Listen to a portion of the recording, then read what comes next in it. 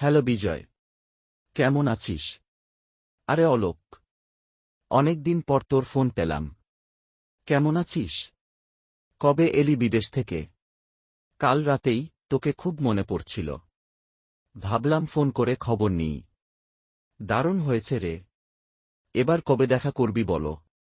অবশ্যই দেখা করব। তবে প্রথমে একটা সাহায্য চাই। বলো, কি সাহায্য? আমি শুনেছি কলকাতার বিরিয়ানি খুব বিখ্যাত। তো আমাকে বলো তো, এখানে কোথায় সবথেকে ভালো বিরিয়ানি পাওয়া যায়? আরে, এটা কোনো ব্যাপার হলো? আমার এলাকায় দমদম বেদিয়াপাড়ায় স্বাদে আহ্লাদে নামে একটা বিরিয়ানির দোকান আছে।